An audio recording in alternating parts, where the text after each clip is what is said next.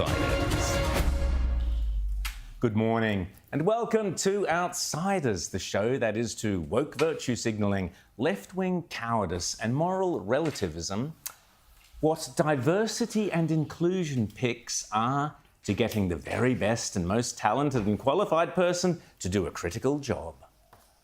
Obviously, our deepest condolences go out, and our heartfelt condolences go out to the families who lost three folks who are military folks, who are brave, who are always fighting, who are fighting on behalf of this administration. Yes, that's Biden's diversity pick for the press secretary role, Karine Jean-Pierre. And Karine, the word you were struggling so hard to say is soldier. And I wonder what the wives of American soldiers thought of Karine's claim that they are fighting for the Biden administration. Hi, Corinne, military wife here. Just so you know, the United States military does not fight on behalf of your administration. Doesn't fight on behalf of any administration. The United States military fights on behalf of the United States and the United States Constitution. The 3 U.S. soldiers who were killed in Jordan over the weekend and the 34 others who were injured were there defending the freedom and liberty of Americans. Very succinctly and well put, but come on, this is Outsiders. Let's see if she can tell us in an equally forthright and robust manner what she really thinks about Joe's press secretary.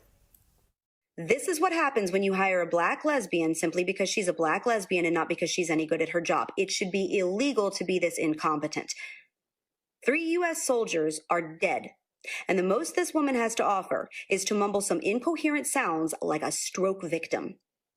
Now, maybe if we had a president who knew his head from a hole in the wall, whose fortitude on the world stage was stronger than a wet spaghetti noodle, we wouldn't have dead soldiers and a press secretary who has all the intellectual capacity of a bean sprout.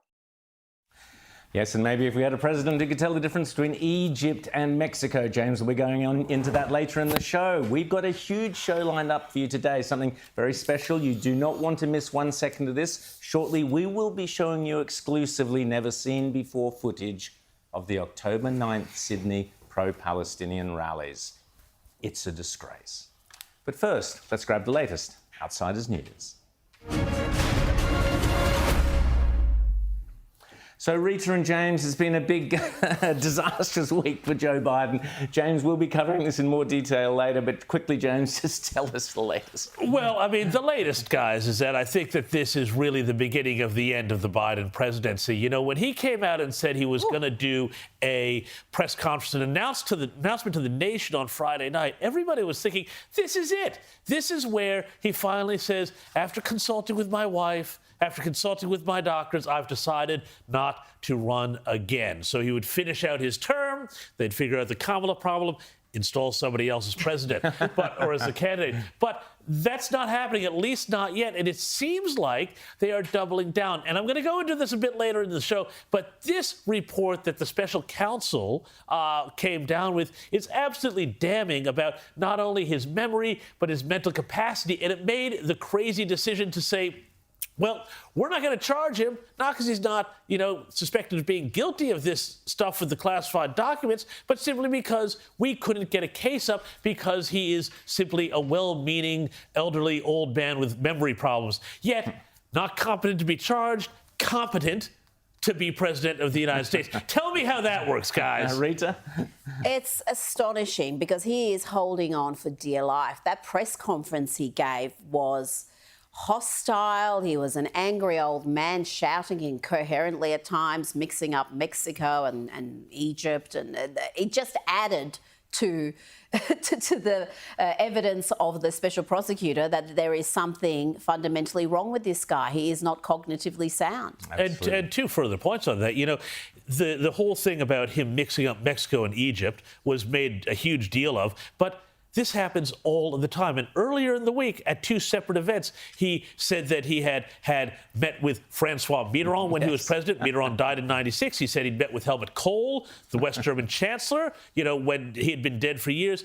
These things keep happening, and they are scary. Because if this is the mental capacity of the guy allegedly in charge, and I use allegedly, in charge of the United States as commander-in-chief, well, I think, the American people need a lot better. And they need an explanation also of who's really running the country. It's a bit scary if you can imagine the red buttons there on the suitcase. Oh, Mexico, India, which one am I? China, which one am I? Oh, God. Right. Can you It's imagine? not just America. I mean, this man is leader of the free world. Absolutely. And we've got hostile forces throughout the world. We've got Russia, we've got China, we've got Iran, we've got enemies of the West. And Absolutely. they would be looking at this and acting accordingly. Well, the serious problem is, of course, that China will be looking and going, hang on, we've got to strike Taiwan before this clown is removed from office. And that puts pressure on their thinking, no question of it. Rita, you're 100% correct. One of the baddest actors in the world at the moment is, of course, Iran and their proxy Hamas. And we learnt overnight, no surprise to this show, but apparently it would be a big surprise to Penny Wong, among others, that the UNRWA, Israel has just announced that Israeli forces exposed a complex tunnel network stretching hundreds of metres, partially located under UNRWA. Under the Gaza headquarters of UNRWA, they found a tunnel which held, apparently, many of the nerve centre, the servers and so on that were used on October 7th. So there you can see it on your screen. That's the latest news. It happened overnight. Israel are saying that this puts UNRWA right at the heart of the Hamas terror network.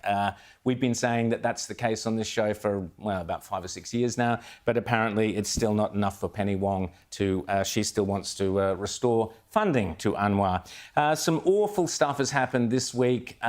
Rita, tell us about this ghastly Jew list, which was going around on the internet. 600 names, personal details of Australian Jews. They're the business details, they're pictures in some instances, and they are being peppered with all sorts of abuse, threats. It really is quite shocking. And their great crime is that they were in a chat group together talking about how to cope with what's happened since October 7, some of the hostility they're facing. And one of the things that they were doing, which has angered the far left, is that they were talking about some high-profile people and what they perceive as their anti-Israel, anti-Zionist, perhaps even anti-Semitic views, and saying, well, we should do something about that. Maybe we should be contacting someone's publisher. Or so they were having these discussions, and someone from within that group has leaked that to the pro-Palestinian, anti-Israeli activists who've then gone and published this. Some have published it, and it has just not the ugliness. It's the oldest anti-Semitic trope in the world. And by the way, anyone tells you anti-Zionist, that's just when you say anti-Zionist, you're anti-Jew. I mean, seriously, the words that are bandied around. This is an anti-Semitic Jew hatred list, the sort of list that Hitler's mob would have been proud of, the sort of list that Russian pogroms would have been proud of. Here are all your Jews, and that certainly puts comments like "Where's the Jews?" in a far more sinister light, James. Well, 600 names, and people should be rightly, utterly appalled by this. And more individuals are pushing this. One of the individuals who apparently was circulating this sort of meme to do with this was Clementine Ford, who, Rita? Well, she said some shocking things that we talked about on this program about feminists who were calling on their fellow feminists to take a stand against the sexual violence that we saw on October 7. There was a lot of members of the Jewish community, women in the Jewish community, who feel like their feminist sisters have abandoned them. And she put out some absolutely appalling comments about, this is just white feminists not understanding their privilege and other idiotic remarks. But she is, to this day, the beneficiary of taxpayer funds for whatever work it is she's doing, which to me seems astonishing, given her track record of just spewing out the most vile, misogynistic stuff. I mean, she's supposed to be a feminist. The things she has said about Miranda Devine, for example, absolutely appalling. So why our taxpayers are going to that? Can you imagine anyone who would be her counterpart on the right? I mean, that would never work again. Well, The thing is, James. Just on Clementine Ford, you can say that a man who treats women the way Clementine Ford treats women is called a misogynist. But, beyond that, there's a much bigger issue here. This list here, the sinister nature of this list is that it's telling Jewish people that they're not allowed to do things. We've seen this with other issues of lists and group legends and things like that. And the message they're saying is that Jews uniquely in Australian society, in Western society, are not allowed to organize, are not allowed to talk, are not allowed to defend their interests, are not allowed to advocate, because anytime they do so, it's treated as this conspiracy, you know? And this is one of those great anti-Semitic tropes that's gone on for centuries and centuries and centuries. The idea that, they're all in league to control things and so on. And this is where people like Newtown MP, state MP in New South Wales, Jenny Leong, got in trouble because she talked about Jews with their tentacles getting into all sorts of different things, which of course, harkens back to that anti-Semitic pre-war cartoon in Germany. And it is just, it's absolutely disgraceful, because if any other group in society says, hey, we need to advocate for our interests in a democracy and write letters to people, including politicians, including newspapers, whatever, that's called advocacy. That's called doing what you're supposed to be doing and being a responsible participant. But somehow Jews are somehow not allowed. They're always singled out, and history has told us, look, the real failure here is a failure of political leadership, and that's the bottom line. History has taught us that the Jews will be singled out, that these sorts of things, lists of Jews or blaming them, tentacles, all this sort of stuff, it always ends in a very, very nasty and dangerous place. That is why it is crucial that political leadership from the very, very top, the Prime Minister of this country should be out there daily condemning those pro-Palestinian activists and others who are pushing this sort of anti-Semitism. But he's not. As Peter Dutton repeatedly says, he's absent in his leadership, and that is why this sort of stuff flourishes. I say it again and again and again. Labor and the Greens are no friend of the Jews, and if you manage to convince yourself that Labor and the Greens are friends of the Jews, you're a complete fool. They are not your friend, and they have shown it time and time again in their policies and in their failure of political leadership condemning this sort of anti-Semitism, Rita. There would be a lot of people on that list, on that chat group, who lean left. Of course, some of them vote Teals and they vote Greens, some of them lean heavily left. And they're fools, seriously. It seems like James mentioned, every other group of people can get together and vent and talk about what they're unhappy with. Is there anything we can do about it? But if the Jews do it, then it's a problem. And the people who are most outraged about what they say are attempts to cancel people and get their publishing deals junked, they're the very ones who participate in this sort of activity all the time. So for them to pretend this is completely out of bounds when they are trying to cancel probably us as we speak, this is the arena you deal with. So why would you be surprised if a little bit of it comes back to you? Well, the thing is, though, is that the point here is that the reason why the Labor Party particularly has been so disgraceful, there are some good people still within it. I'd count Bill Shorten and a few others on this issue as being strong on it, but they're few and far between. They have been corrupted by two things: Marxism and multiculturalism. Marxism from the green left, which treats Israel as a settler colonial state, and that all of that nonsense, that academic nonsense, and the fact that their constituencies in places like Western Sydney and in certain seats in Melbourne all are very sympathetic to the Palestinian cause. We saw what happened on October 7th and 8th and 9th in those seats, celebrations of the massacre, and we'll be talking later in the show we'll be showing about that later raw on. footage of that. Raw footage of that, which we'll move on because we're going to be talking about it more with that raw footage, and you have to stick around to see that. And if you know anyone who's interested in that issue, get them on the phone now and get them to watch. You won't believe the footage coming up soon. But let's talk about those other sorts of advocacies or lobby groups or groups of people who put their own things forward. Chinese New Year, for example. We're now seeing the Chinese Lunar New Year celebrations around Australia far, far greater than anything, Rita, that we saw for Australia Day from many individuals. We've got Claire O'Neill. Woolworths will have China Day. Yes. They'll be up there, whatever it is, Chinese New Year. Yep. 12-day, 16-day celebration. Sydney Mayor, Lord Mayor Clover Moore is saying 16-day party for the lunar. We didn't get a 16-day Australia Day party. We didn't get a 16-minute one. What are you talking about, 16 days? Have a listen to Claire O'Neill, who somehow managed, as far as I was aware, I didn't notice her jumping in front of any cameras on Australia Day. Maybe she did, maybe I missed it. But she certainly didn't miss a trick here, spouting in Mandarin for the Chinese New Year. Chúc mừng năm mới, Xin Yin Kalu, Sorceday, Chanom Tame. Happy Lunar New Year, everyone, and welcome to the Year of the Dragon.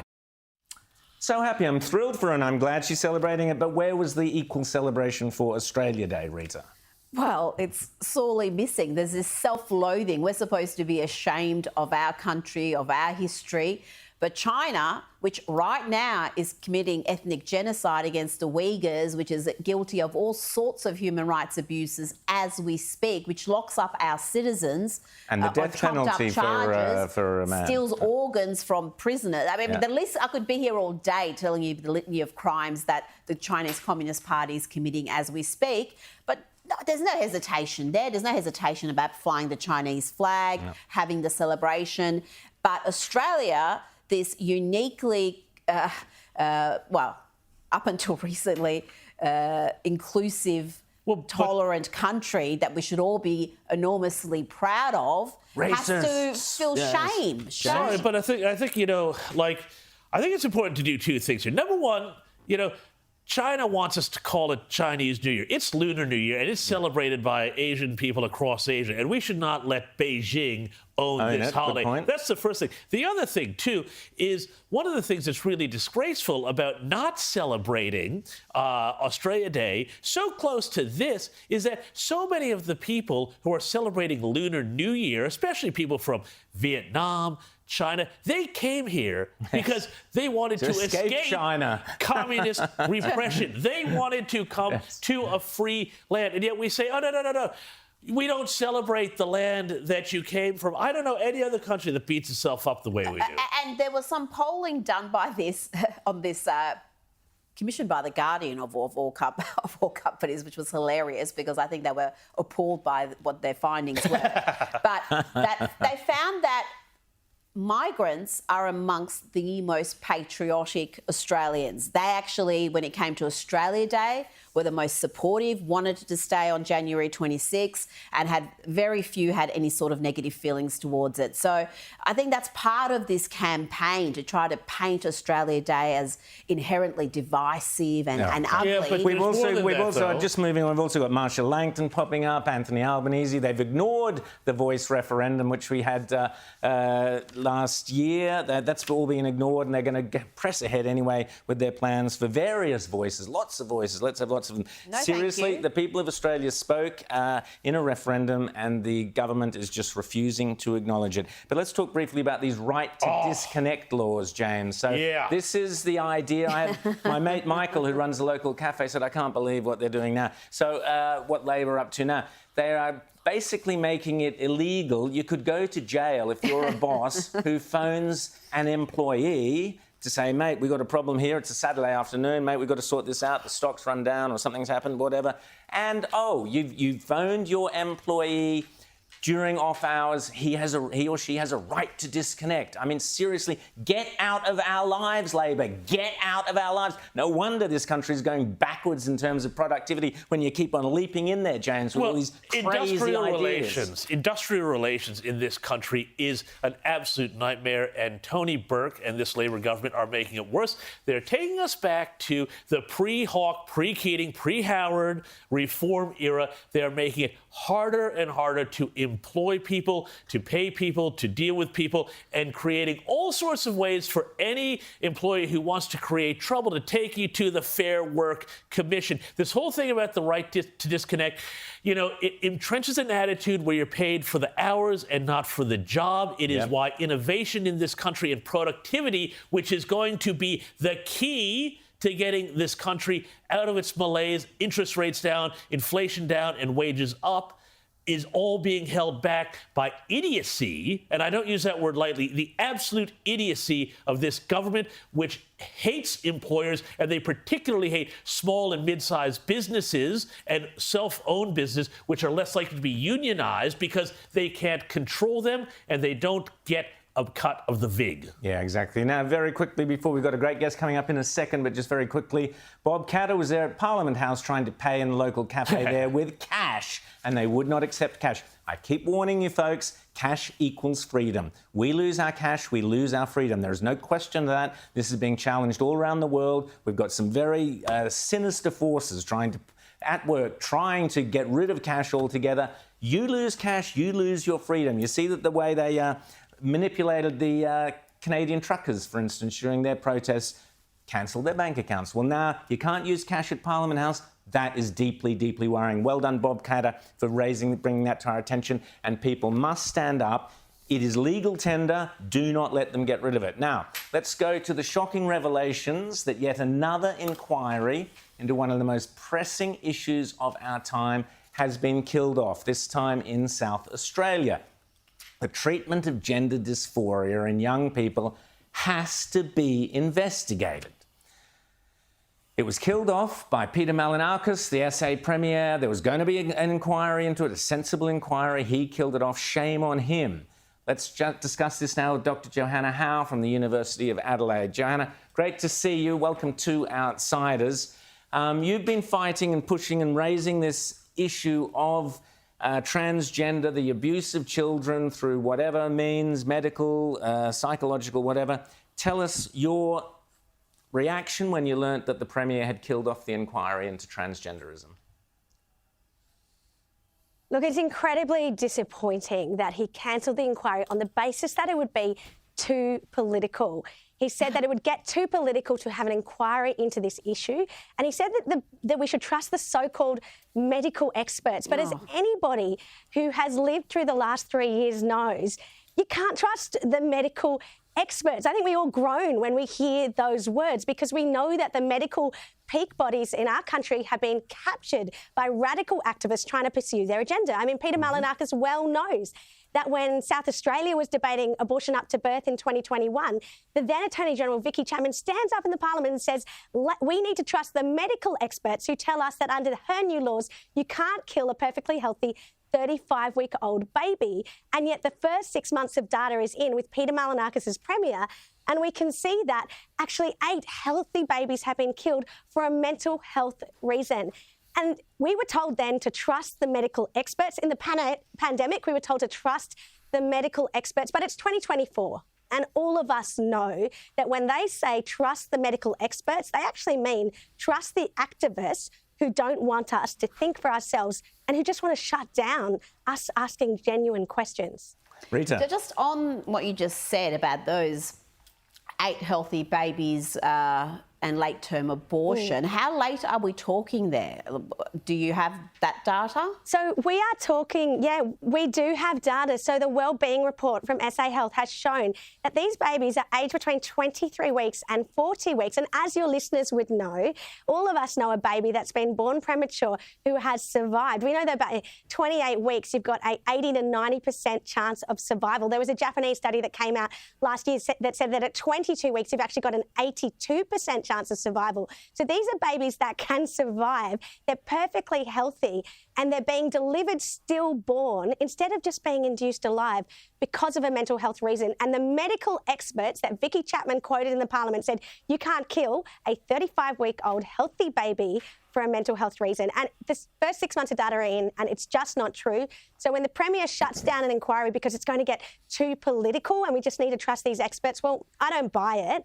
And, you know, the proof is in the pudding. The first people to jump up and down to say that he made the right decision were the activists who want to shut down any debate on the gender issue. And that tells us, doesn't it? James? That they just don't want us to ask questions. Well, just on this whole sort of gender dysphoria inquiry into this, when you look at what we've seen from similar inquiries and others things as the Tavistock situation in Great Britain, is the issue, do you think, that actually the government was afraid what they might find out?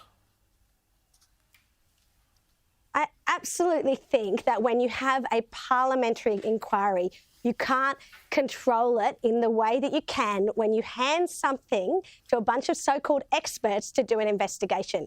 Because when the government picks the experts, they can handpick people who are going to give them a certain response. But a parliamentary inquiry is something that you can't control, because then parents can come and give evidence of their lived experience. We saw this with the vaccine inquiries, that people were coming forward with the injuries that they'd experienced. And the medical experts are certainly welcome at those parliamentary inquiries, but it opens it up in a way that the government can't control the narrative. And I think Peter Malinakis is afraid of opening Pandora's box here, because this is a really big issue in our country, and it would have been so courageous of him to allow this inquiry to go ahead. But once again, we can see that these medical experts, who are really just activists, have essentially convinced the Premier to shut down this inquiry so that the people of South Australia don't get the inquiry that we need. So just quickly, Joanna, we've touched on abortion, etc. I'll mention your petition to revoke Australia Day honours for radical abortion activists. So we'll put that up for people to go to. But just back to we've touched a lot of different issues, but the transgender issue, what were you afraid that might have been uncovered in that inquiry into transgenderism, particularly as regards young people? Look, I'm a mother of 5, and I'm someone that is concerned about the safety of our children, and I think an inquiry would have shed light on some of the practices that are going on. And you mentioned the petition. The reason I'm concerned about this is because the Australia Day Council just saw fit to give our highest honour to 2 so-called experts who have spent their life advocating to killing Australians in utero. Barbara Baird, a professor in gender studies, Bridget Coombe, an abortionist and abortion activist. She has both of them together. They've lobbied and activated on abortion up to birth. So to kill a baby so that they've got no human rights at any gestation in the womb. And these are the so-called medical experts who we've just honoured on Australia Day. Now, as a mother, as an Australian, as a patriotic Australian, to reference your conversation earlier, this is not good enough. I don't want to grow up in Australia where we honour these so-called medical experts who have a political, radical agenda that they want to force down the throats of all of us. So please sign the petition to revoke their awards, and let's just actually say enough is enough. We're sick of letting these people take control and get their way.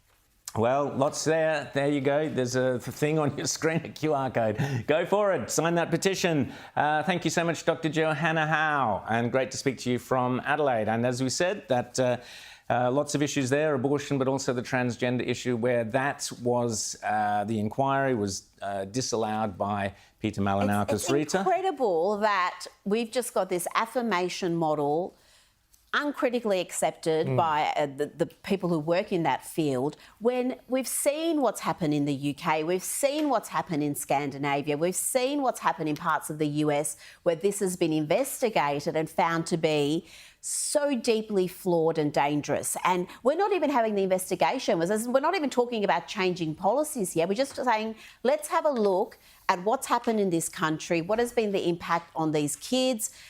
Are they happy with the medical treatments and the way they've been prescribed? Are there issues? But we're even scared to open that door. Absolutely, James. We live in a culture which celebrates scars across removed breasts of young girls. I find it sickening, and that inquiry, shame on you, Peter Malinakis. Australia desperately needs Australia's children.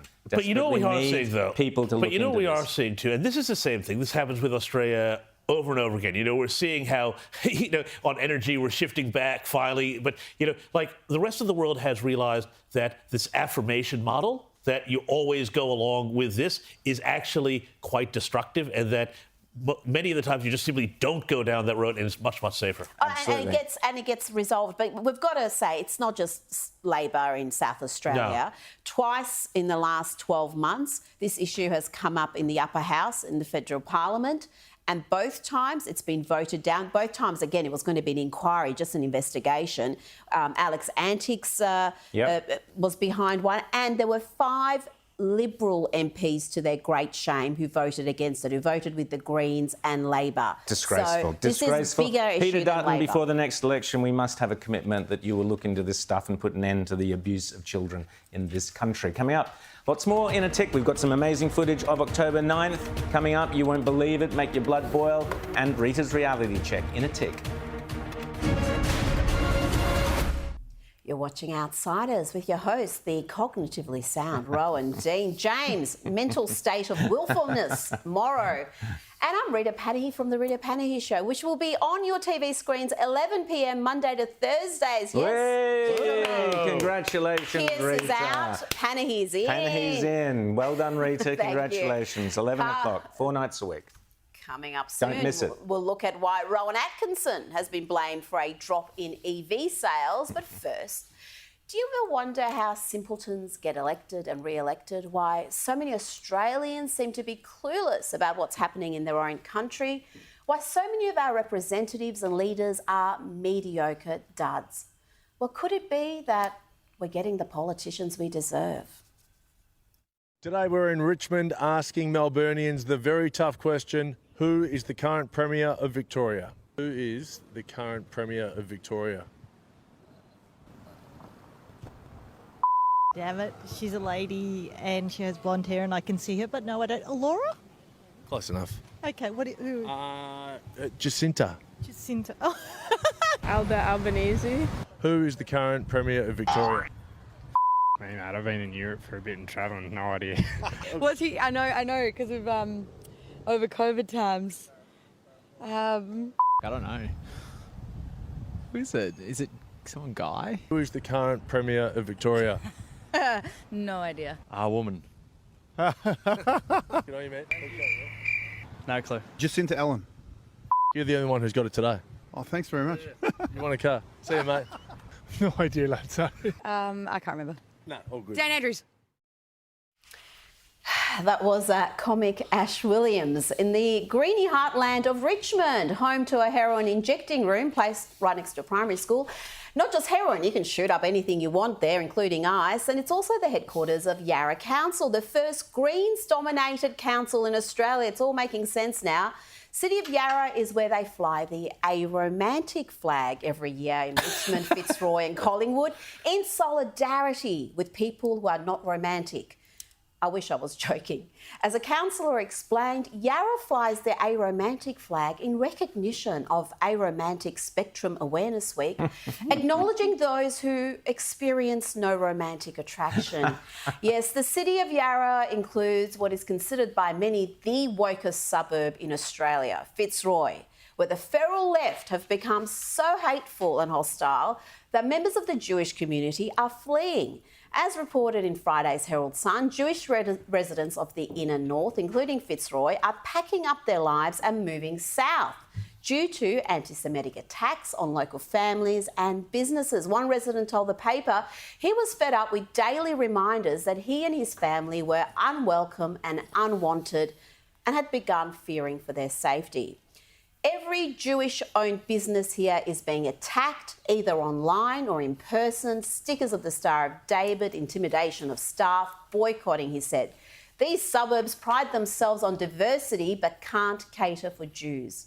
And the president of the Jewish Community Council of Victoria, Philip Zazak, said the inner north of Melbourne was once a haven for Jewish people fleeing persecution, but had now become one of many places in Melbourne where Jews no longer feel safe.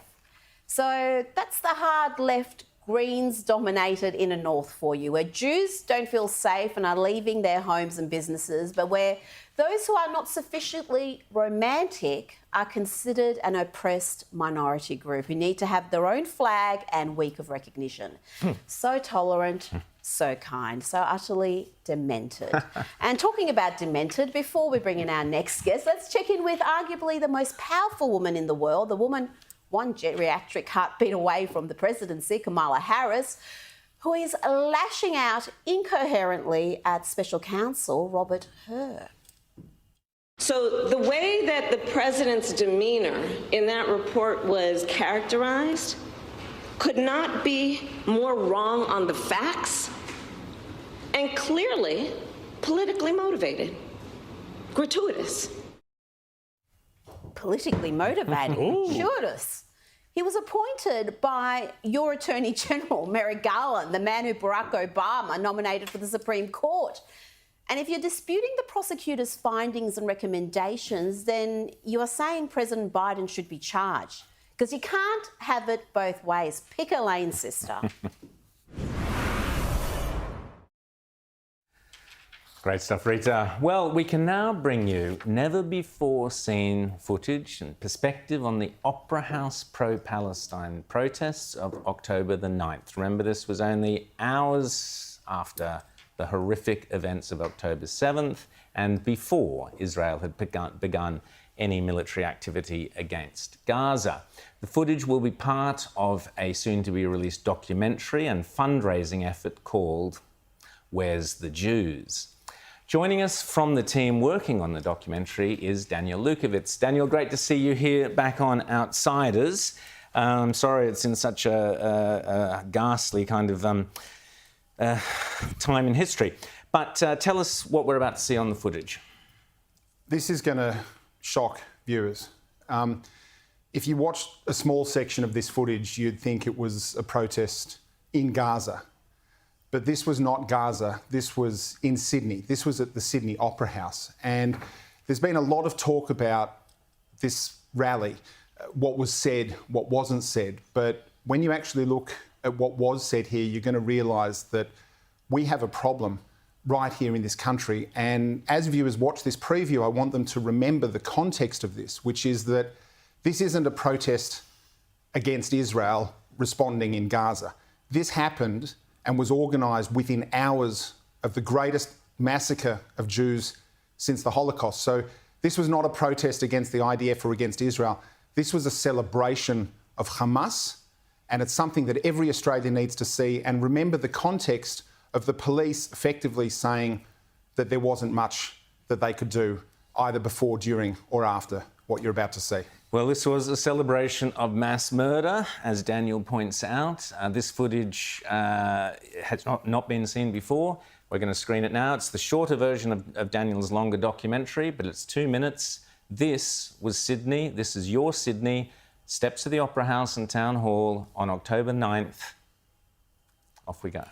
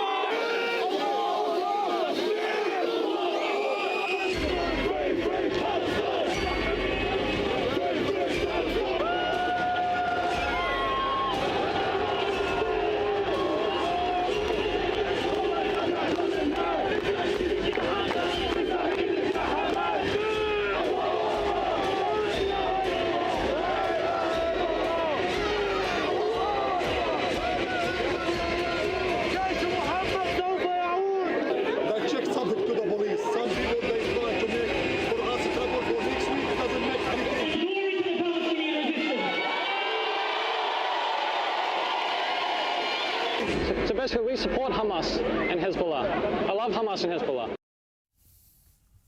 Multicultural Australia. Hope you're proud of yourself, people. Daniel, lots to unpack from that footage, and you've got hours more of it. What's really disturbing is it's almost like the Mujahideen or some kind of crazy ISIS-type celebration. Arabic slogans with historical references to massacres of Jews and so on. Tell us about it. Many of the people you saw on that screen, they weren't your typical, blue-haired socialist Marxist left that will turn up at any protest. You nailed it. These were Mujahideen on the streets of Sydney. These weren't garden variety protest chants. These were Islamist calls for violence against Jews. And not the euphemism, Zionists. I mean, this was about hurting, killing Jews. This was about praising Hamas. And the police stood there and they did nothing. And after the event, rather than actually going back through Opera House CCTV, which is one of the most CCTV covered areas in Sydney, or Town Hall prior to that, they did nothing. Instead, a few months later, we had Mal Lanyon delivering a statement like a hostage video, basically saying that, there's really nothing here, to cover up for the police failures before the event, when they told Jews to stay away from the Opera House, during the event, when they stood there quietly while there was a riot, and after the event, when they've done nothing else except effectively gaslight people that really nothing happened there. And let's not forget, of course, that the only reason it was at the Opera House was because the Opera House was being used, the flags of the Opera House, to commemorate as a sadness of what had happened on October the 7th. Well, Rowan, not only was it a commemoration there, but what we saw there was a celebration of a massacre. Tell us, Daniel, about some of the slogans that we heard there. I heard there's a slogan you hear in a lot of things, Khaybar, Khaybar, something, Yahud, which is about the Jews. It's historic. This goes back to ancient sort of Mohammedan hatred of the Jewish tribes in Arabia. Tell me about this and what this really means, these things they were saying in Arabic. So in very simple terms, it's a war cry. And it relates back to the Battle of Khaybar, where hundreds and hundreds of Jews were slaughtered. Muhammad himself was involved. It's effectively a war cry. And interestingly, in Europe, if you go to a protest and you make that chant, you'll be thrown in the back of a paddy wagon straight away. So they know what it means. They know it's illegal. Now, I appreciate that police standing around the Opera House may not have been familiar with the flags that were there, which were for prohibited terrorist organisations, and there were flags waving. They may not be aware of the Arabic chants. I accept that. But when flares are lit off, when there's people getting scuffles in police and nothing happens, and then subsequently to that, over weeks and months, nothing happens, that really tells me that there's some willful blindness going on in the police, and they have an obligation not only to protecting their own officers from getting harassed by a riot, but from protecting the community, and I think they failed in that responsibility. But Yasmin Catley, the police minister here, has made it clear that they were basically concerned about keeping officers safe, not Jewish citizens and other citizens of Sydney.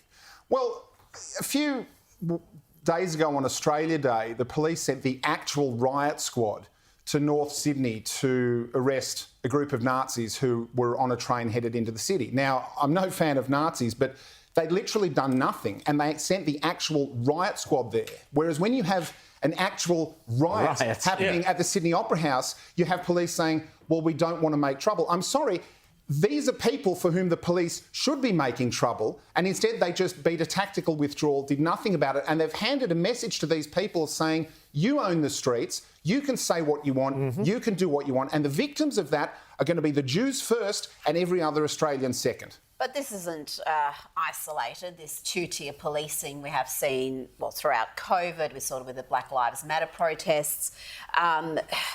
And we've seen these protests grow. They're around the country. Of course, not everyone turning up to a pro-Palestinian protest is anti-Semitic or celebrating terrorism. But what's your message to those who do go along, who say, we just want peace, we want a ceasefire, we're not pro-Hamas? If you're marching alongside people who are pro-Hamas, where does that leave you? Well, I think certainly everyone in the Jewish community wants peace. But what you saw there was not about peace, and it wasn't about a Palestinian state. It was about no Jewish state. It was praising violence. It was literally praising Hamas. And a lot of this footage, which we obviously haven't shown all the, we're crowdfunding the full-length documentary, and viewers can go to where'sthejews.com and they can make a donation to support this, because we've got footage, it's film quality, and it's going to be making a lot of people nervous. The other thing... Has New South Wales Police sought any of that footage? So it's interesting you ask, because the New South Wales Police have been offered a lot of footage and they essentially weren't interested. This was when they were doing their investigation into Gas the Jews. Yep. And, they were either relying on footage that was already on Twitter or YouTube, or YouTube, which is very downsampled and compressed. It's not the raw footage. But the other thing, if you look at the clip, that I just shown, and you can see it again on where'sthejews.com, you'll see the number of mobile phones there that are streaming and videoing it. So there's plenty of cameras out there that showed exactly what was said, exactly what was done. And if the police didn't go and get that footage, it's because they didn't want to know. And that's a problem. They didn't want to know. Well, we've screened it here.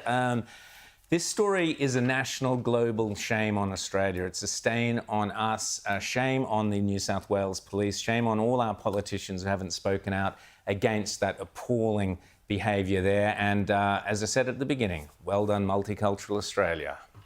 Unbelievable. I mean, that is what we are allowing to occur on the streets, a celebration of mass murder and death, and our police, our authorities do nothing. Lots more coming up. Back in a tick. You're watching Outsiders with Rita Panahi, with James Morrow and myself, Rowan Dean. And thank you so much for watching us every Sunday morning. It's Net Zany, the crazy, wacky world of net zero policies. The rest of the world's realising how stupid net zero is. BP, James, is going back to oil. BP, of course, beyond petroleum, they called themselves, and they were going to reduce carbon emissions by 40%. Lots of ads where they changed their name, and all the ad people got paid lots of money to say that they were going net zero. But of course, now the BP chief has come out, James, and he's saying, oh, no. We need a lot more oil and gas. So they're increasing their involvement in oil and gas. I mean, what's happened here is that, you know, the BP oil tanker has kind of crashed into a great rock called reality. And they've said, well, they've realized that, you know, as we've been saying on this program for years and years and years, environmentalism is essentially a luxury belief. And that there is, you know, as the economy tightens, as the world changes, as geopolitics are what they are, you need energy, and you need energy that works, and that is cheap, and is energy dense, and that's oil and gas, and that plugs into the energy system that already exists. And it's a great, I think, you know, I wish people like Chris Bowen and Anthony Albanese could listen to people in the real world outside of Australia who are saying, no, you cannot just crash through on an insane renewables project. We're going to be a little bit later in the show talking to somebody who's going to tell us about what this renewables crash through program is doing in their area in country New South Wales. But, you know, the rest of the world is realizing Germany is now about to lose all of its manufacturing. Germany, a great manufacturing powerhouse, because of this net zero madness. We are going down the same road if we don't do what BP has done and realized, you know, there's reality here. We need energy, we need oil, we need gas, we need coal, we need nuclear if we are to remain a prosperous country. Otherwise, we're going to be broke. And Rita, BP also said that they're writing off $1.1 billion on their offshore wind farms. Take note, Chris Bowen and those people in the Hunter and elsewhere, Port Stephens and elsewhere. Those windmills, keep talking against them because they are an absolute disgrace. The Bowen effect is going to be felt possibly for decades to come. And it's not going to be a positive effect. This last election, and the Liberals bear a lot of the blame because they went to that election not giving the electorate any sort of choice in this area. Both were signing up to net zero, and we're going to pay a very heavy price, particularly a country that is resource rich like we are. Electric vehicles, this is hilarious. Electric vehicles are basically a disaster in many places around the world economically. And Rowan Atkinson, poor old Rowan, my namesake, Mr. Bean, no less, is being blamed in the UK for poor sales of the EVs. They've gone, oh, the EVs aren't selling. Can't think why. Oh, it must be Mr. Bean's fault because Rowan Atkinson wrote an article saying that he thought they were soulless or something like that. No. He bought his first EV something like 18 years ago. He was one of the very first early adopters, and he's an enormous car enthusiast. He's got some technical knowledge I wasn't aware of. He's quite educated in that area.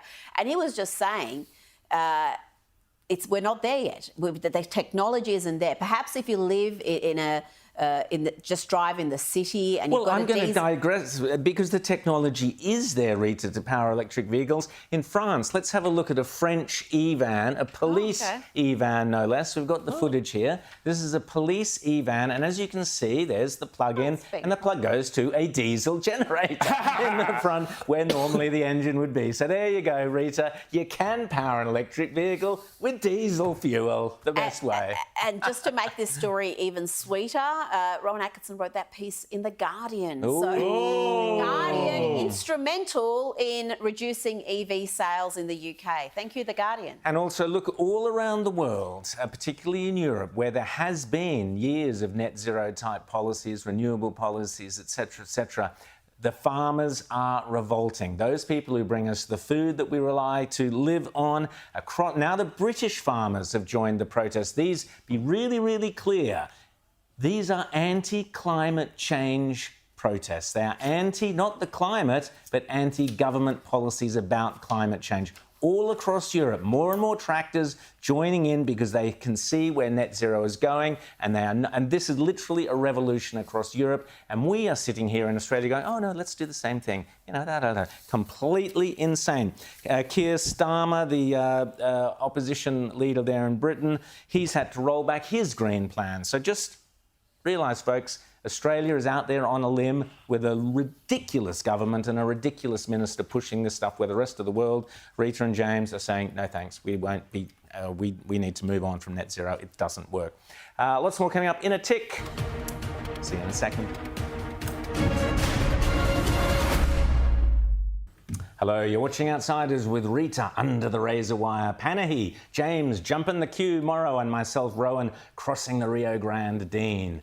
People keep asking me, how can you be so sure that Donald Trump is going to win the US election? Well, here's why. The Biden administration is fighting to release as many migrants as quickly as possible. I'll reverse Trump's detrimental asylum policies. There's no need for us. Biden administration reversed Trump's policy on remain in Mexico. Joe Biden to stop construction of the border wall. It's a new day on the southern border. Here we go. The policy that made it easy to kick out migrants is gone. He inherited the lowest rate of illegal immigration, and he immediately reinstated catch and release. And so when they apprehend people, they let them go. I'll reverse Trump's detrimental asylum policies. Joe Biden is giving you the finger. Yes, that's just part of the latest ad from the Trump campaign, devastating in both the power of the message and its simplicity. Just as Kevin Rudd and Labor reversed John Howard's successful border policies, Joe Biden and the Democrats reversed Donald Trump's successful policies. The American voters will not forgive him. Even if they dislike Donald Trump, the man, they cannot tolerate what is literally an invasion of America by not only illegal asylum seekers, but a veritable army of America haters and bad actors. It's D-Day in reverse. And it is critical for not only America, but for the Western world that Donald Trump is victorious in November. The foolishness, gullibility and naivety of those who wish otherwise staggers me. Oh, and by the way, the Epoch Times reports this weekend that, quote, a new study examining the likely impact that fraudulent mail-in ballots had in the 2020, that's the US election, concludes that the outcome would almost certainly have been different. Quote, had the 2020 election been conducted like every national election has been over the past 2 centuries, Donald Trump would have almost certainly been re-elected, end of quote. Someone else whose woke leftist policies will hopefully see him consigned to the dustbin of history is, of course, the appalling Justin Trudeau, Prime Minister of Cuba. Sorry, my mistake. Touch of the Joe Bidens there. I mean, Prime Minister of Canada. Although it's an easy mistake to make, after all, young Justin and his brother Michael were warmly welcomed to Cuba by the dictator Fidel Castro. Seen here, Fidel holding Michael Trudeau alongside Mum, the charming Margaret Trudeau. Shocking, of course, have been the scurrilous and wholly unfounded suggestions that Margaret Trudeau may well have been as fond of a fiddle as she was of a Rolling Stone. Over the years, there have been scandalous and utterly unpersuasive rumours to suggest that there is some kind of physical resemblance between the uber left-wing and authoritarian Cuban dictator, seen here on the right, on the left, and the uber left-wing and authoritarian Canadian Prime Minister, seen here on the left, the right. As if to suggest that there might be some kind of genetic connection between the Canadian Prime Minister and the Cuban communist dictator, heavens above. Now, you might very well think that, but of course I couldn't possibly comment. But I digress. Justin will be turfed out at the next election by impoverished Canadians suffering a huge cost of living crisis brought on by Trudeau's climate-obsessed policies. Yes, the same sort of policies being inflicted on Australia by the Albanese government and in particular Chris Bowen, that are similarly driving up prices and inflation in this country. Indeed, Reserve Bank Governor Michelle Bullock warned this week about the Albanese government's failure to reboot Australia's woeful productivity performance. Business Council of Australia Chief Executive Bran Black added that, quote, alarm bells should be ringing in Canberra that the government's anti-productivity policies risk making it harder to get inflation under control, and if we don't fix this productivity disaster, exacerbated by anti-business policies, we saw some new ones of those this week, all Australians will be worse off. Well, Canadians are certainly feeling the pinch. The next Canadian PM will, fingers crossed, be the Conservative Pierre Poilievre, who has plenty to say about soaring inflation and the failings of the Trudeau economy. Last time we saw Pierre, he was munching on an apple. I showed you that footage, much to the confusion of some lefty journalists. This week, Pierre gave Justin Trudeau a piece of his mind over breakfast. The price of coffee, it's up 14% in 1 year. Not just coffee, Justin. Bacon is up 8%. Milk to put in your coffee, it's up 7%. Bread's up 15%, and the butter on the bread, that's up 17%, Justin. Eggs, up 16%. Along with Donald Trump and Javier Milei, the Argentinian president Pierre Poilievre is the hope of the side, a Canadian conservative in touch with real people, not trapped in the woke bubble, and someone who speaks plain common sense to working families. The average Canadian can't even dream of going on a vacation right now to Costa Rica. They're just dreaming about, well, affording food. In fact, there's a poll out, Justin, you might find interesting. About a quarter of Canadians are now borrowing money just for essentials like eating. Justin, can you imagine taking out a loan so that you can eat? And much like Javier Milei, an economist, Pierre Poilievre has the knack of explaining economics in easy-to-understand terms with his dry and cutting sense of humour. You know, it's called inflation, or just inflation. I like to put your name in there because it gets your attention. Here's how it happens. You print money to pay for your deficits, $400 billion.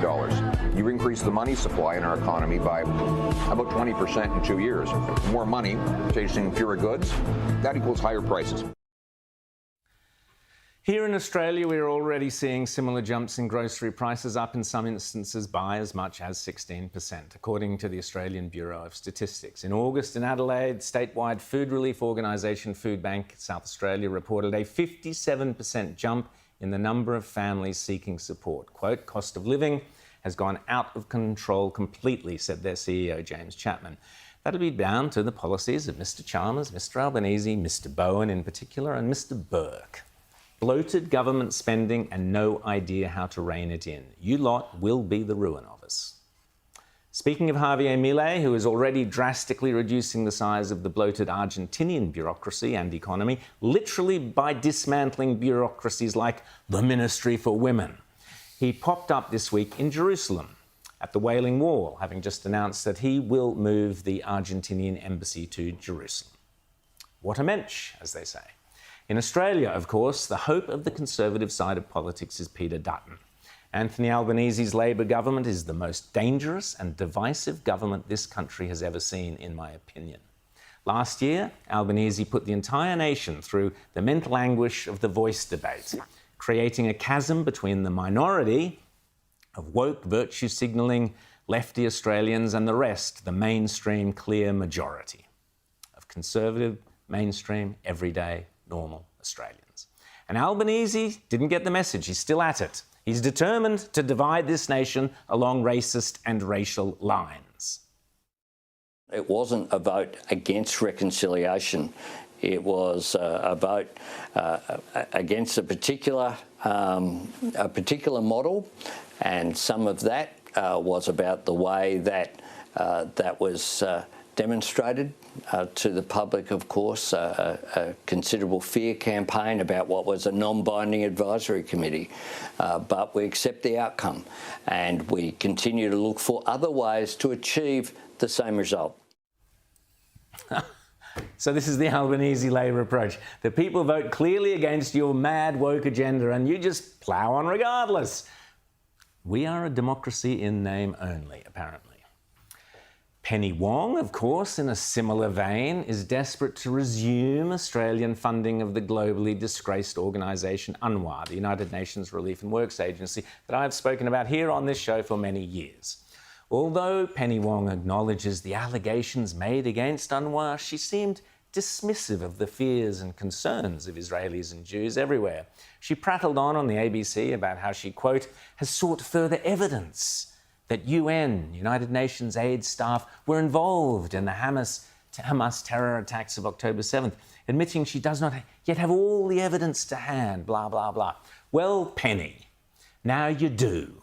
Today it is being reported that a gigantic Hamas tunnel was found directly under UNRWA's Gaza headquarters. According to Israeli spokesman Eylon Levy, Hamas built an underground computer server farm, directly beneath UNRWA's main headquarters in Gaza, which made UNRWA's headquarters literally the nerve centre of Hamas's terrorist army, which perpetrated October 7th. End of quote. Did any of Australian taxpayers' massive funding pay for any of that, I wonder? Penny Wong, as I've said repeatedly, must resign. Peter Dutton agrees. And again, if the Prime Minister had the strength of leadership, he would stand up and say that Australian taxpayer money is not going to a terrorist organisation. If Penny Wong is now advocating, knowing that this money is going to an organisation not fit for purpose, if that is her argument, then the Prime Minister should sack her. As the brilliant Henry Ogus wrote this week in The Australian, after he went through detailed all the appalling history of UNRWA over decades and decades. He goes through it all in detail, you should read it. And the links to terror outfits going back in time like Yasser Arafat's PLO. Quote from Henry Ogus, that is what the West gets for the $1.5 billion it devotes annually to UNRWA, endemically corrupt governments that beat ploughshares into swords. End of quote from Henry. This week, we also saw disgraceful behaviour from some anti-Semitic Greens spouting vile tropes about Jewish tentacles and stuff, and we saw a motion put to Parliament which was mercifully defeated, in no small part, thanks to Peter Dutton's principled and unequivocal stance on the issue. Well, this is a disgraceful motion moved by the Greens political party. And, Mr Speaker, it needs to be pointed out for the record that this motion is not only one-sided, it ignores what actually caused this war. It shows the anti-Semitic approach of the Greens political party. It is an appalling situation. And where is the Prime Minister? Why is the Prime Minister not here condemning this motion? We need to point out that the Greens here, and they're not ashamed of it, have shown anti-Semitic conduct at a state level and here in the federal parliament on a daily basis. Not called out by the Labor Party, because the Labor Party is trying to walk both sides of the street.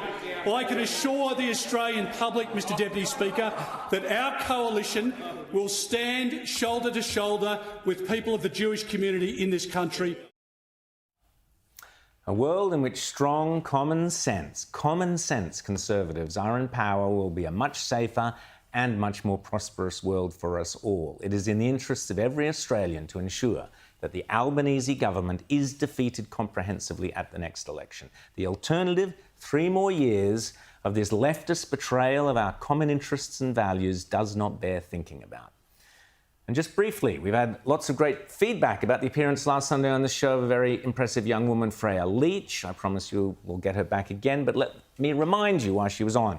The Never Again Is Now rally, that's in support of Israel and to honour those killed in the appalling Hamas attacks. The rally is on next Sunday, the 18th of February, here in Sydney. The main event starts at 3. I'm told there'll be DJs from 2 p.m. We want to get the kids there, so the young people get involved and register at Never Again Is Now website. If you want to know why it is so important, we teach our children that the evil anti-Semitism of the Holocaust must, quote, never again be allowed to occur. It's because throughout the woke West, our kids are being taught by the most poisonous left-wing individuals, like this non-binary founder of something called Woke Kindergarten in San Francisco. Yes, kindergarten. This person is teaching kindergarten kids. Yes, everyone, the rumors are true. I am anti-Israel. I am pro-Palestine. And I am 100% 10 toes down anti-Israel. I believe Israel has no right to exist. I believe the United States has no right to exist. White supremacy destroys for the sake of destruction. This sort of garbage is being taught in schools and universities. The damage being done to children by this vile ideology of wokeness, infused with so much of it with racial hatred, with intolerance, with fascism, it's terrifying. Only sound conservative political leadership, not the bedwetting variety, can put a stop to it. And that is up to you, me, and all of us. Well, Australians did turn out in huge numbers last Thursday to protest the imposition of the left's lunatic net zero emissions farce. The reckless renewables rally brought to Parliament's doorstep the multiplicity of reasons why regional Australians are outraged at how renewables are destroying their farms, landscapes and local towns. Joining us, someone who was at that rally, is Robert Snotch, who is president of Oberon Against Wind Towers, and he was there at the rally. Welcome, Robert, to Outsiders. It was a great rally. You bumped into James there. I did. There you go, James, mate. yep. And James got on. It was Tuesday, wasn't it? Not Tuesday. Thursday. It was Tuesday, yeah. Tuesday. And Yeah. James said, we've got to get this bloke on Outsiders. So here you are, Robert. Welcome to the show. Thank you very much, guys. And it's not just about Oberon. We will talk about Oberon, but just tell us what you thought about the rally in general. Look, in general, I went down to the rally wearing 2 hats, so to speak. I went down, first of all, well, not first of all, but I went down as a concerned citizen. I have very strong personal views as a type of energy that needs to be rolled out in this country. Much broader views than the community organisation that I also represent, which is the second hat, and that is president of Oberon Against Wind Towers. And I have to say that Oberon Against Wind Towers is not against renewable energy. What it is against is, renewable energy projects in the Oberon LGA, and in particular, the carpet bombing of 400 to 600 wind towers with a height of 285 metres throughout the Oberon district. Now, to give you some perspective, Centrepoint Tower is 309 metres tall. That's what we're talking about, and that's what is being proposed to roll out across the Oberon LGA. And these are not just, across farmland, but also state forest, right? Correct. So what impact is that going to have? I mean, we're talking about people who want to save the environment with renewable energy, and yet it seems like the environment's being asked to pay a pretty steep price. Look, it's really tragic what's going on, and in particular the state forests. I mean, last I heard, timber loves to burn. And the thing is, Oberon has got a timber industry. It's got a timber processing plant. We're putting that at risk. These towers have been shown, for mechanical reasons, whatever, they do fail, they explode, they generate fire. The forest will burn. And if Mother Nature's very angry that day, my goodness, it's going to burn. Rita. Well, also just aesthetically, as someone who loves the countryside, it just scars the landscape. You've got this beautiful scenery that is being destroyed at great cost as well. It's not like this stuff is cheap. We have a great tourist industry in Oberon. I mean, we have UNESCO World Heritage Parks. We border with the Blue Mountains, Canangra Boyd National Park, Jenolan Caves. That's in the boundaries of Oberon LGA. Why on earth would we put that at risk? And I agree with you, Rita. They're ugly. I hate them with a passion. I really do. You go out in the countryside to enjoy the country landscape. I don't want to look at industrial monuments out there. I mean, I don't like them. There's a lot of people that don't like them. And Robert, what I don't understand is, you know, if someone's trying to build a factory or a coal-fired plant or whatever, you know, the tiniest little gecko or something or other stops any development for decades. But it just seems they're just devastating forests. I know they are up in Queensland, elsewhere, just devastating these forests and woodlands and bush areas. Yeah. Bird life. Nobody seems to care. There seems to be no accountability. It's just been railroaded through. There's no thought given to it. Look, we have more unproductive land in this country than productive land. If there are communities that would like to take a renewable energy project because they can't graze animals on it or they can't crop it and harvest it, that land may be suitable for renewable energy. Let them have it. Let them make a buck or two out of it. But please don't destroy prime agricultural land, which Oberon has. James? So the rally down on Tuesday, that was to send a message to the politicians and to Chris Bowen. Now, Chris Bowen didn't come out. I don't think any Labor politicians came out. I don't think any Greens came out. But, you know, hopefully somebody from his office might be watching here this morning. What is your message to Chris Bowen and this government about the push to get 82% of our power from all of these things by, I think, the end of the decade? Look, my personal view, it's just sheer madness. You know, we are sending the country down, you know, financial economic suicide, in my opinion. That's my opinion. You know, Chris Bowen said, I saw it on a TV show that, you know, we will consult with the community. There's a social licence. As far as I'm concerned, it's all BS. I'm sorry. Has there been any consultation? There's been no consultation whatsoever. And how angry are the community in places like Oberon? Well, very angry. I mean, I encourage people to look at our Facebook page and look at the postings there. And, you know, there's a lot of people backing what Oberon against Wind Towers is trying to do. And what fascinates me as well is I would say that there's a lot of traditional blue-collar Labor voters in these areas who supported the Labor Party at the last election, who must now be having second thoughts. Would that be a fair Well, I certainly hope that is the case. I mean, nobody really, and this is a broader picture and beyond the scope of Oberon against Wind Towers, but who in their right mind wants to pay higher electricity prices? And it's the rate that they're going up. You know, that's what's concerning. And you mentioned your thoughts on energy and more generally speaking? My personal thoughts? Yes, your personal thoughts. We're separating you from your other hats. All right. By the way, Outsiders fans who were all there, and there were many Outsiders fans at the Reckless Renewables rally, it was Robert's hat that really brought him to attention. But put your other hat on and tell us your thoughts. My personal view is they're telling us we got 20-odd coal-fired power stations in this country that are coming to the use-by date. Right? Replace them with nuclear reactors. And why do I say that? We have the site. We have the transmission lines already going in and out, depending how you look into that site, right? It's all there. Let's continue to use the infrastructure that we have. Australia has the world's largest uranium reserves. Why aren't we utilising that? And furthermore, I keep hearing, we don't have a nuclear industry. I live in the Sutherland Shire. I haven't measured it, but say 10k down the road, there's a suburb called Lucas Heights. There's a facility called Ansto. There's a nuclear reactor in there. Right. We have a nuclear reactor in this country. Yes, it doesn't generate power, but it generates facilities for medical purposes, research and development purposes. We have people that know how nuclear reactors work and can operate these nuclear reactors. Yes, it's a bigger scale when you go to a power station, but let's use our natural resources. Yeah. Robert Snodge, thank you so much for coming on Outsiders. Thank you for going to that rally, which we urged people to go to. And to everybody else who did go to that rally, thank you so much, because this reckless renewables madness has to stop. And it's only the people of Australia who will be able to stop it by voting these clowns out at the next election. Coming up in a minute, James's donkey vote. Don't want to miss that. So much good material there in a tick. Hello, you're watching Outsiders with Rowan Malarkey, Dean, and Rita whatever. And I'm James Morrow. And this is the part of the show where if you don't get enough U.S. politics every Friday night at 8 p.m. with the U.S. Report, You can catch up on all the latest right here. And oh, how much there is to catch up on.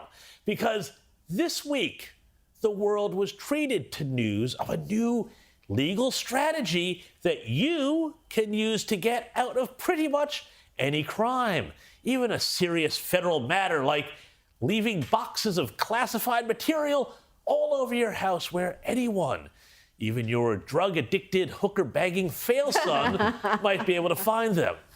You see, it's simple. Just act like this. Choose my words. There's some movement. There's been a response from there's been a response from the opposition. Jackie, are you here? Where's Jackie?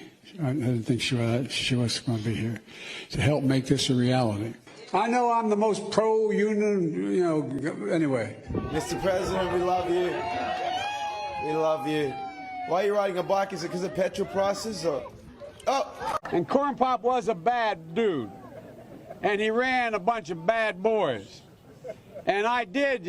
And back in those days, to show how things have changed, one of the things you had to use, if you used pomade in your hair, you had to wear a bathing cap. That's right. All you have to do is act like a well-meaning elderly man with a poor memory, which is exactly how Department of Justice Special Counsel Robert Hur described Joe Biden in his 300-plus page report on Joe Biden's mishandling of classified documents, which he kept all over the place, it turns out, even in the garage where he kept his classic Corvette.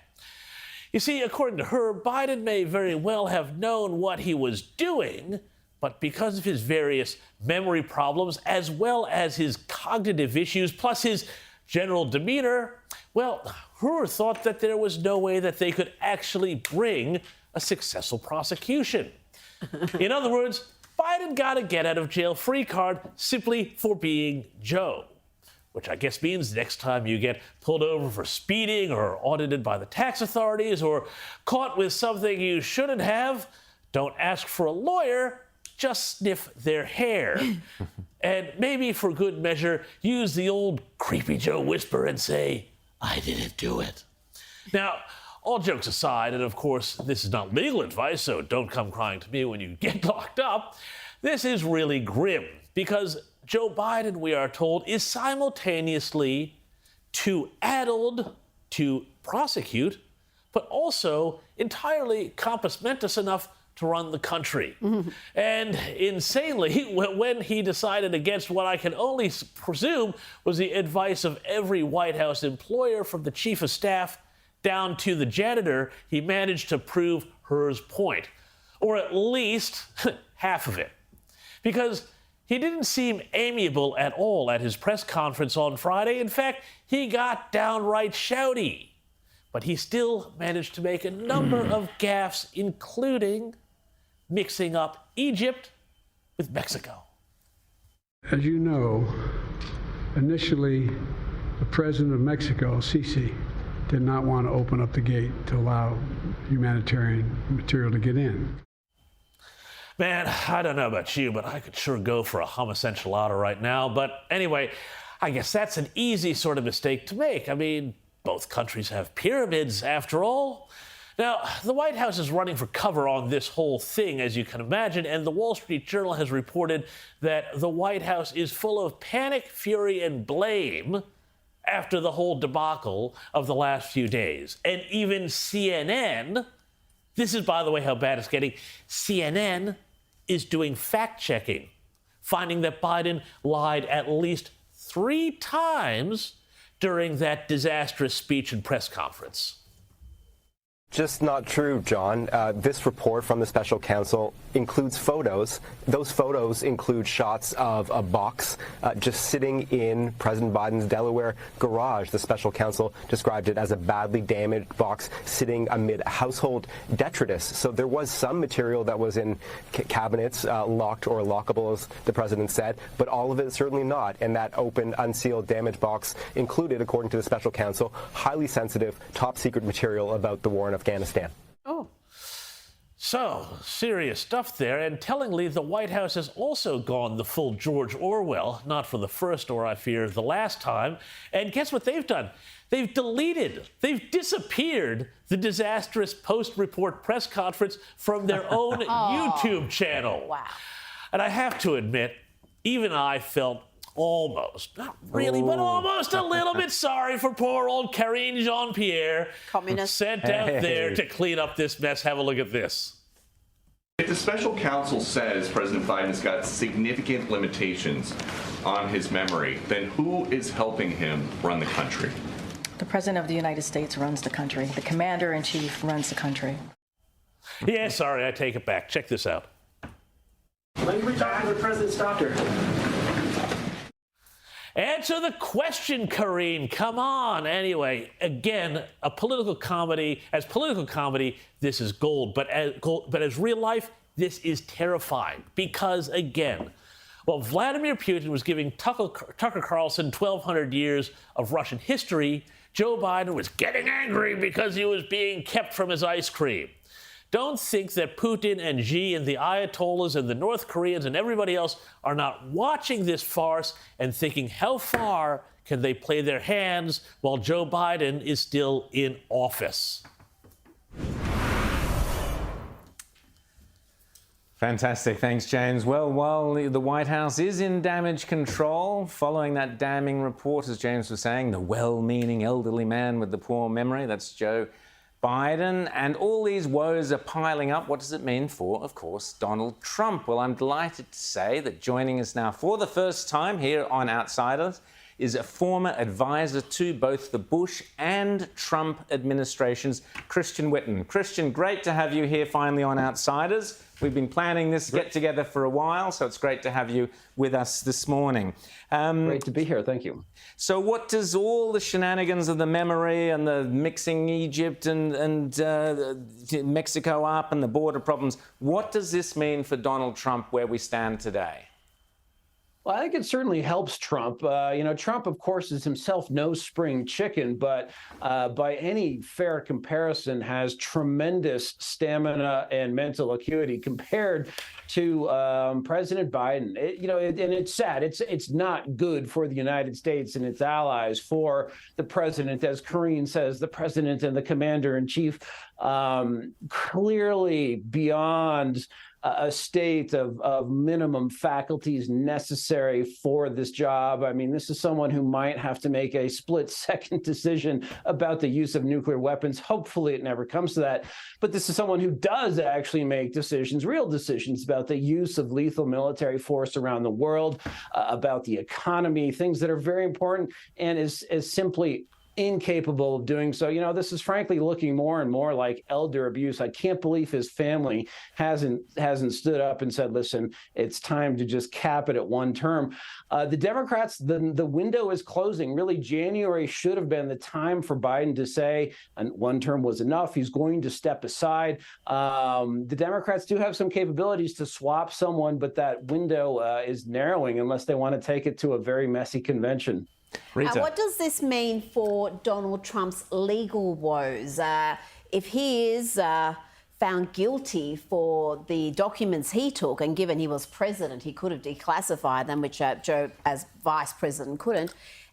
That is just going to enrage the Republicans so much more, isn't it? Because we are going to see further evidence of this two-tier justice system. Right, Rita. It looks very unfair. So here Joe Biden had a bunch of serious classified documents in his garage next to the Corvette, and that, in contrast to Mar-a-Lago, and it goes to this question too of what is intelligence for? The president, by our Constitution, is the commander-in-chief. This whole apparatus does not exist to serve the bureaucracy, ultimately exists to serve the president and the people he appoints as his top commanders and lieutenants. So, yes, Donald Trump, even by thinking it, could have actually declassified anything. I think you could make the argument anything classified during his presidency, he cannot be charged with mishandling, because ultimately it's to serve him, not to serve the bureaucracy. Joe Biden, on the other hand, was vice president. He wasn't the president, didn't have automatic declassification authority. I think we've seen through this, and listen, I supported Ron DeSantis earlier. I thought the prosecution of Donald Trump would actually hurt him more than it did. It didn't. The American people view this as very unfair. The attempts to remove Trump from ballots in states that Joe Biden is going to win regardless, like here in Colorado or Hawaii or Maine, although maybe they'll put Maine into play because when you tell people they can't vote for someone, maybe they will. It just reinforces that the justice system here is unfair and has been politically stacked. James. One of the reports coming out of the White House, I think this was on Axios, said that some White House staffers were angry that he was allowed to go out at 8 p.m. after a long day, apparently, of doing whatever, and handle the press pack when he wasn't going to be at his best. But, I mean, I remember in 2016, Hillary Clinton had the 3 a.m. phone call ad. Doesn't this just really create an absolutely impregnable line of attack for the Republicans now that this guy is not on duty 24/7? He has only got a couple of good hours a day, and if you catch him at the wrong time, God knows what he's going to do. Right. And of course, you know, our adversaries are the Chinese, the Russians, or others, the North Koreans, going to, you know, wait for 9 a.m. on a good day to create a crisis, or is there going to be a financial crisis at that point? Now, I think it does just reinforce that that he's not in charge, which is problematic because that means the White House staff is in charge. I think it has been all along. If you go back to why no one was fired for the debacle in Afghanistan, the first real crisis of this administration, it's because they sort of all decided, well, if we start firing some people for incompetence and poor performance, then where does it end? Where does it end in the military? Where does it end in the economy? This administration has had relatively little turnover, and I think it's unfortunate because all of these people who were not elected, and it's important in our system to have someone at that very top who can make decisions, who can cut deals, who can go to Congress or speak directly to the American people. And that's what Joe Biden hasn't done. He hasn't gone to Congress and cut a deal on the budget. We still don't have a full year budget for the current fiscal year. And he hasn't explained to the American people why, for example, we're at war with Iran's proxies and what we intend to accomplish and how we're going to win there. So it's bad. You have a very politically active, committed, progressive activist White House staff that's really running the country. So, Christian, one could also argue perhaps that Barack Obama might be there behind the scenes somewhere or other, but that's a different story. Just quickly before we go, the question I get asked most often is, can Donald Trump get through these 91 charges, these 4 very separate law cases? Yeah, they're all different in their own way, but can he get through all of that craziness and win in November? A year ago, I would have said no. Again, I supported Ron DeSantis in part because I thought the deep state, the prosecutions would win, but they've actually drawn support toward Trump. Once if he wins, he's head of the executive branch. By definition, he cannot prosecute himself. Any prosecutions, incarcerations, all of that has to stop. He can then pardon himself, and just with the supremacy clause of our Constitution, which puts our federal government above states on certain issues, I don't see how these states can continue. You know, who would have thought that New York was a backwater run by hick prosecutors and politicians? But apparently it is. You can get better justice in the backwaters of Mississippi and Alabama than you can in New York City or Atlanta now. I think all of this, it has to go away. The American people will have spoken, and he is the chief executive. He cannot perform those functions from jail. So obviously, you know, this has to end, and he'll have to be free to perform his constitutional duties if he wins. Very quickly, Rita. Very quickly, give us your pick for Veep, and when are we going to see the end of Nikki Haley?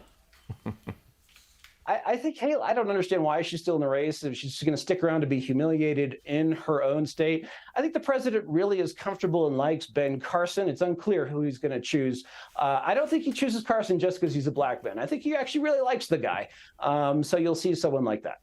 Christian Whitten, thanks so much for coming on and chatting to us on Outsiders. I hope we can do it again as we have a fascinating year in front of us. Thanks so much, Christian, for coming on here on Outsiders. In a tick, Canberra Clown Show. Roll up, roll up. Roll up, step right this way for the greatest show on earth, the Canberra Clown Show, where this week the travelling circus came to Brisbane with a classic slapstick performance by Giggles the Clown. Giggles' claim to fame is, of course, his hilarious PhD thesis, Trade Union Renewal in Australia, Rebuilding Worker Involvement. That was a real side slapper, but nothing compared to his side-splitting antics this week. The absence of any reference to youth crime in your speech to the Queensland Media Club would have been noted by more than a few, including the people of those communities. Premier, I'm sure you concede.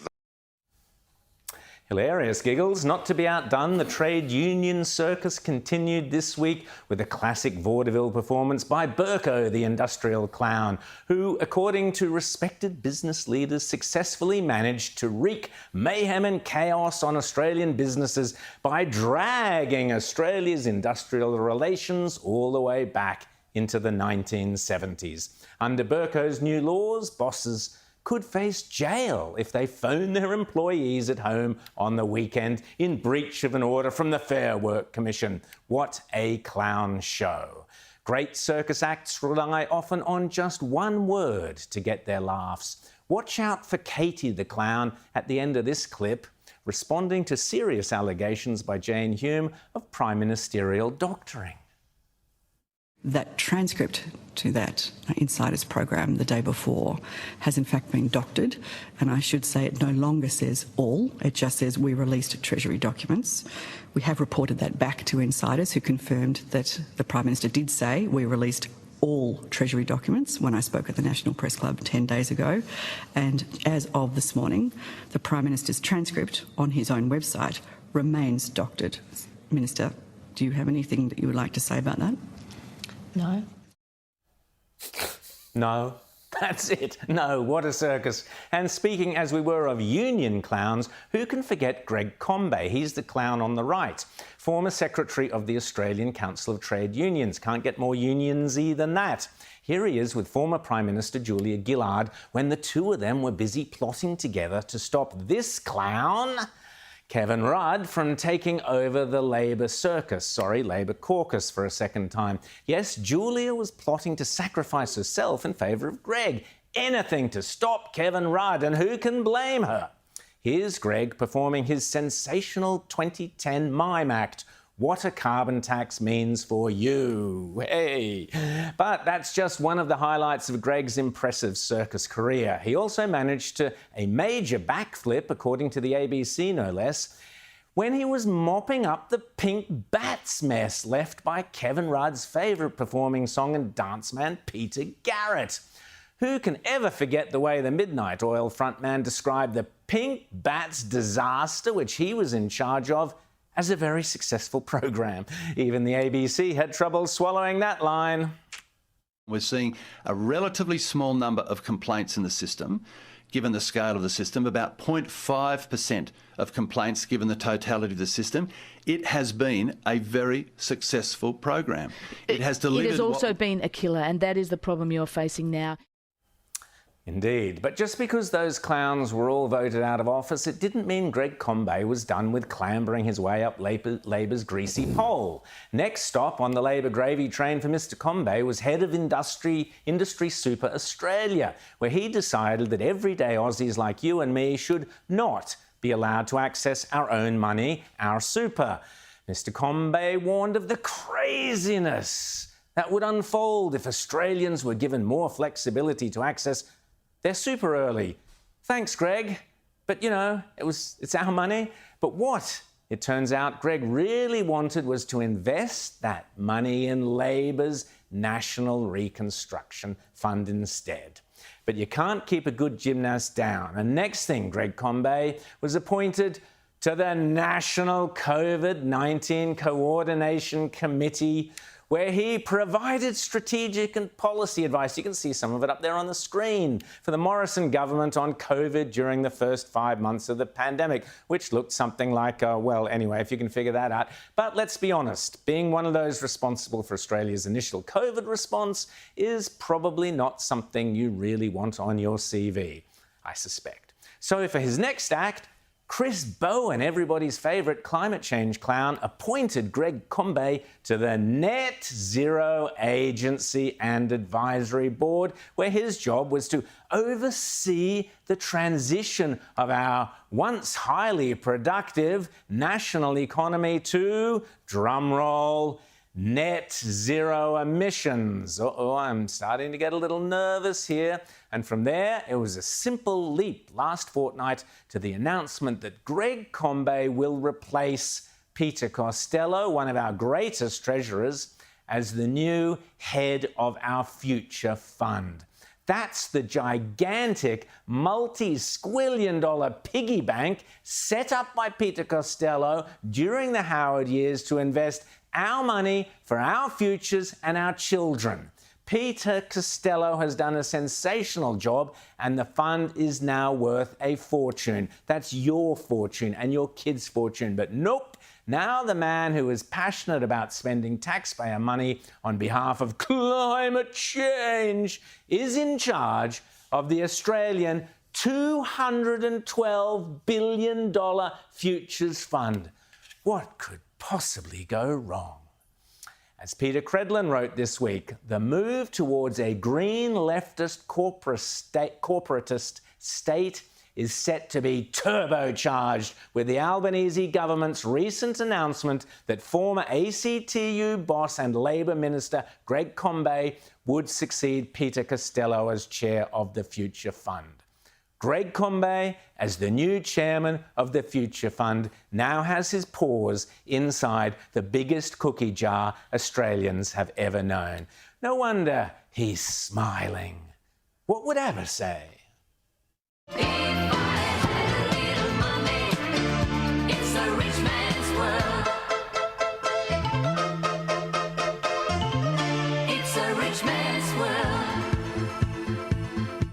Hyperbole, a world of extreme exaggeration, as pronounced by our former Prime Minister Julia Gillard. We've got a doozy here from The View, Rita, in the States. Oh, yes, these ladies love nothing more than a little bit of race baiting, and one of their hosts there, Sunny Huston, she's a big advocate for reparations. Ooh. Oh. Well, right. she went on a PBS program where they look at your ancestry, and guess what?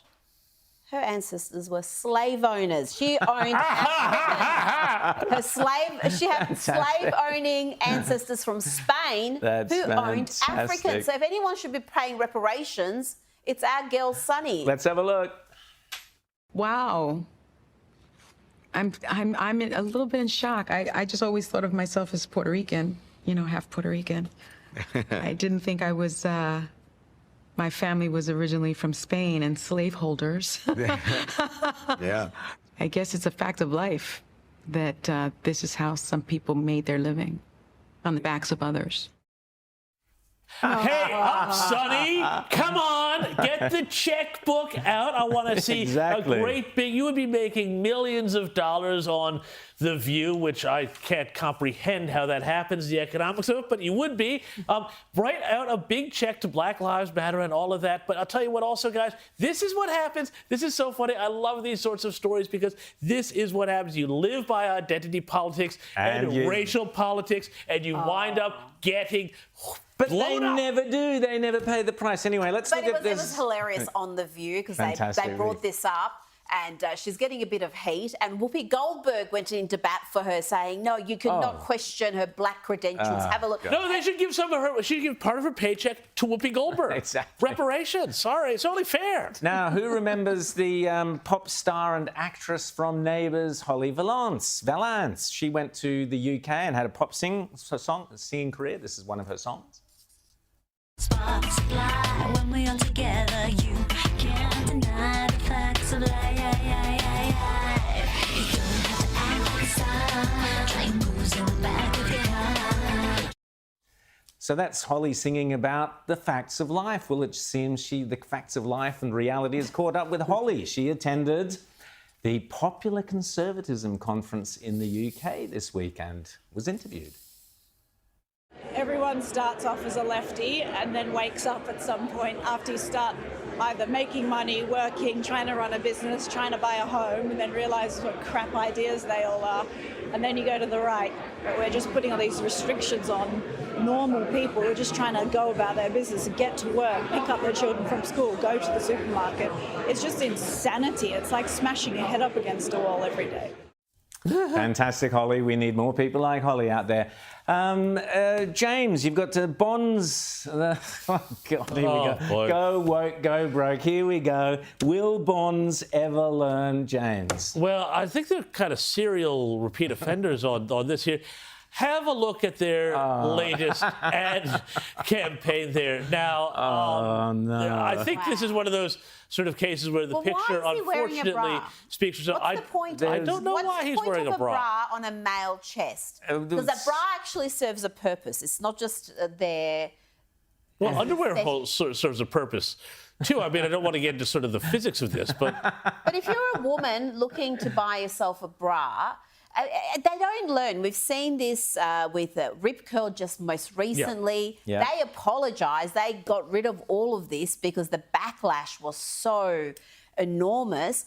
Bonds, I don't know, maybe because their products are cheap and they're sold in supermarkets, they feel like it's not going to. But you know what's going to you know what's happening here? Somewhere in some marketing department, someone has said that this sort of, there's a demographic, a female demographic, whatever, that absolutely has been so inculcated with inclusion and diversity and stuff like this, that this just, hits bing, bing, bing, and they love it somehow. There must be a market for it. I'm sorry. Don't buy it. Don't buy it. That's what I'm going to say. Do not buy it. Men, do not go to Bonds and buy your underwear there. They want to play this game. They have to learn like Bud Light did, like Woolworths learning. Oh, but have Woolworths learned? But No, they it's so haven't learned. cheap. Woolworths have now got, wait for it, vanilla cupcakes to celebrate Pride Month, Gay Month, whatever is coming upon us. Excuse me? They wouldn't do Australia Day, but So they will do. you're telling me that they've got Pride months, Yes. not just a day or two.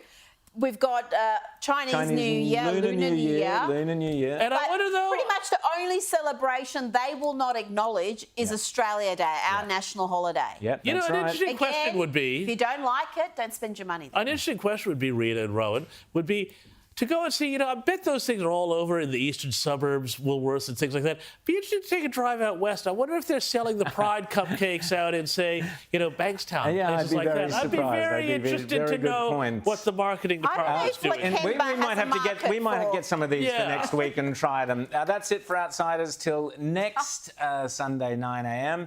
But the big news: the Rita Panahi show is now 11 p.m. Monday, Tuesday, Wednesday, and Thursday nights. Make sure you stay up. Make sure you watch because, of course, there's Rita Panahi. We love her.